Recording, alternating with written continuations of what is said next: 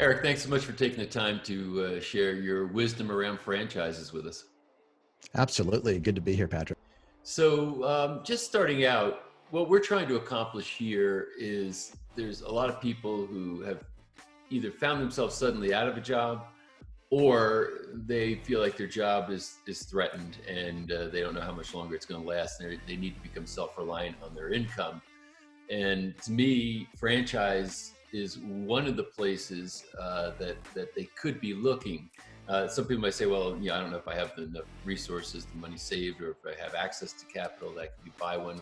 We'll get into details about what the ranges of those things are. But can you maybe just give an overview of franchising and kind of what that is and why it's a good idea for some people at least?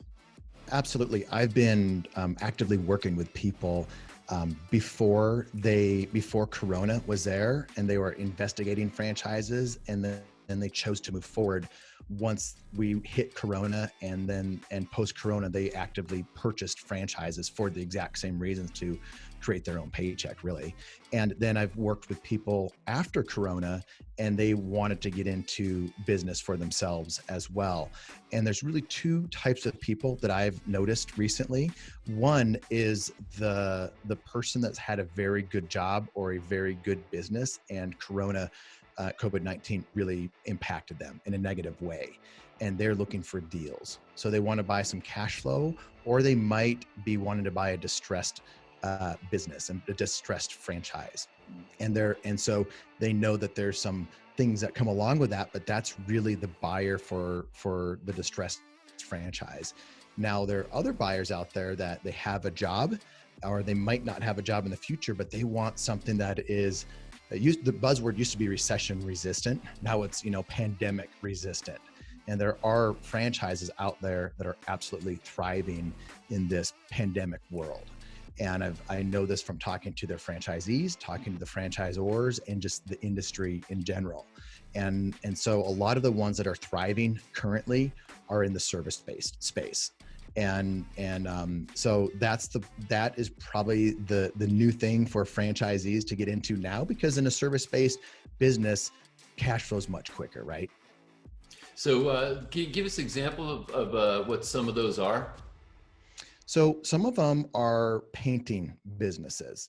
They're painting exterior. A lot of house exterior type businesses are doing very well. And like, I'm starting a roofing franchisor. So in July, we'll be launching a roofing franchise. And we had a choice as the franchisor to continue to go along the path of creating this franchisor, or to pull back. Well, a lot of that business is insurance work. So it doesn't matter what the consumer's desires are. Something happens to your house, something needs to get repaired or replaced, you need a new roof, and insurance is paying for it. It might restoration businesses out there like ServPro. ServPro is probably the most recognized one. Belfor is the industry giant, and they have some franchises, but Belfor and ServPro are in the restoration business. So again, something happens, a pipe burst, a flood, a hurricane, you name it, there's an emergency of some kind, they need to come in and they clean it up. And that needs to happen. A lot of times, again, that's insurance work. So those types of businesses that are really the need-based service businesses, they're not the most sexy, they're not the most fun, but right now, those are the ones that are doing very well. Here's another one that some people may not think about. I was talking earlier today with a large franchisee in the haircutting space, like the lower end haircutting space. And he said, Erik, what's happening now, people are starting to open up, and there are 4-hour waits out the front door with zero advertising. So he's opening up tomorrow. He said our franchisor said, don't advertise, because there'll be a line out the door because people need to get their hair cut. And so there's things like that people just don't necessarily think about, that all of a sudden there's demand. So typically the hair care space has been one of those recession resistant industries because people need to get their hair cut. So it's those types of businesses. So that's actually very interesting, to look at, what kind of businesses are suddenly, becoming in demand. And I imagine there's every kind of franchise and every kind of category, and maybe what people are thinking about wanting to, own a franchise now, of course you want to think about something that is a little bit more recession proof or a little bit more pandemic proof. But they probably also want to go into something that would make them the type of a business that they would feel good about or that they would enjoy, at least to some degree, I'd imagine. It might be a little scary to be a restaurant right now, for sure. Yes. Yeah. So I was actually talking to one of the most well-known restaurant chains out there, and he's real nervous. And what he said, because everybody I talk to right now, it's all about the pivot. How are you pivoting? What do you think is going to be something that is the long-term pivot where it's changing the course of business? And in the restaurant industry, he said, I wish we just had drive-through. I don't need all of this dining room space. I just want drive-through. So, it's interesting seeing how there might be shifts in general. And I know other concepts are looking at doing more of the food truck thing or just drive-through, and how the economics are much better as a result of not having all the expensive real estate. yeah, there's this sort of success story here in Salt Lake City. There's a barbecue place called Pat's Barbecue, three partners that owned it. And when this whole thing hit and there was the forced shutdown, they were handy. So they went literally to like a Home Depot, bought a bunch of lumber, and in 3 days they built a drive-through, and their revenues actually started going up because of the demand for, curbside food that you could deliver. It's like, why am I sitting here with all this space for seating people, when I got this kind of demand? So it's interesting how people will adapt, to the circumstances. There's some people that would say, well, I don't know if a franchise is something I can afford. It's pretty expensive to get in. What are the ranges for, it's a less expensive, point of entry, and versus more expensive, and what kind of income can be expected out of these ranges? Like if I had X to invest in a certain, like a roofing franchise, maybe that's a little bit less expensive for me to get in. I don't know if it is, and then here's the kind of revenue that can be generated versus spending $1 million or $1.5 million to get into another type of franchise. Yeah, and it's interesting. The service-based businesses are the ones to get into right now in terms of quicker cash flow.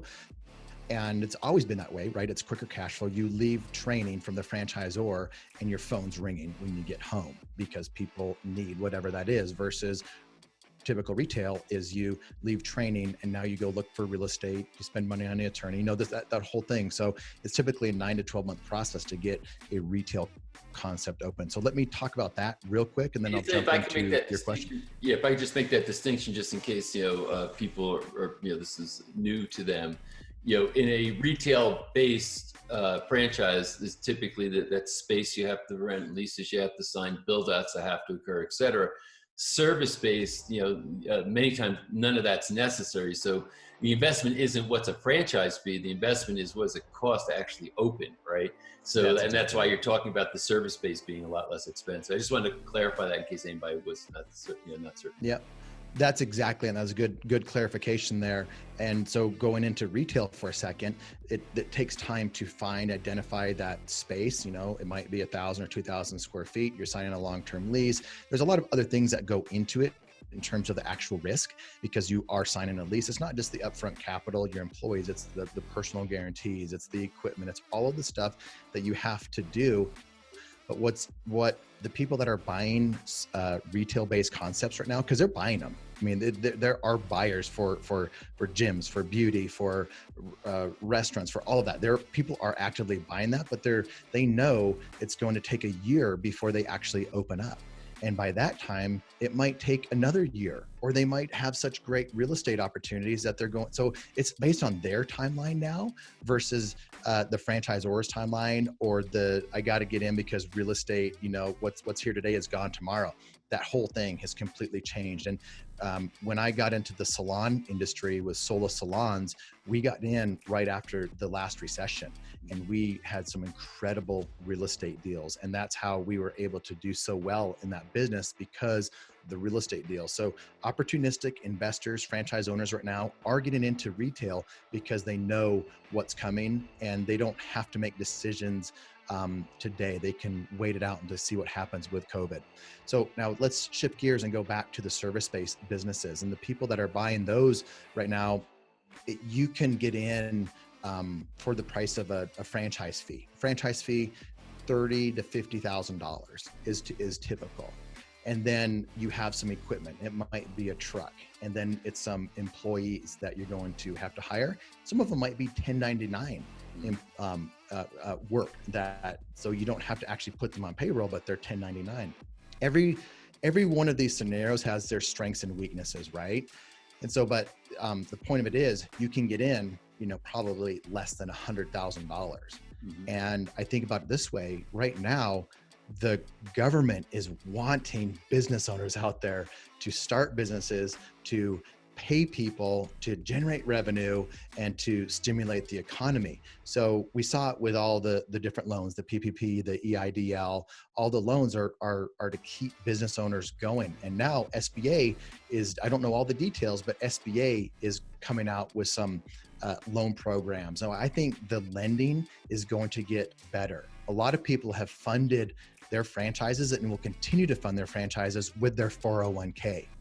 And that's another interesting aspect too, because we all have money in retirement, and now you can access that without the same kind of penalties that you used to have, because they want you to access that to start generating revenue, to create jobs. So I think there's, as we go into this, I think there's going to be different advantages to get into business right now. It's really going to make it easier for people to own their own business, to own their own franchise.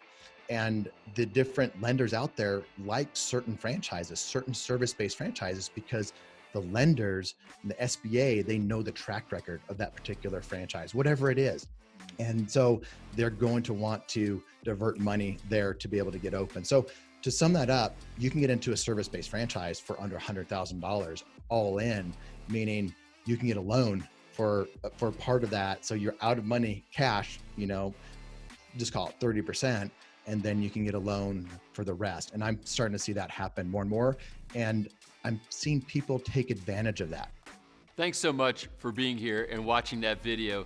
And can I ask you to please subscribe to our channel so you can find out when we're posting new content. You'll be alerted right away when we do. To share this with people you think might benefit from the information. And certainly it helps us if you like the video. So if you like what you just saw, go ahead and hit that like button. And again, thank you so much for being here with me right now.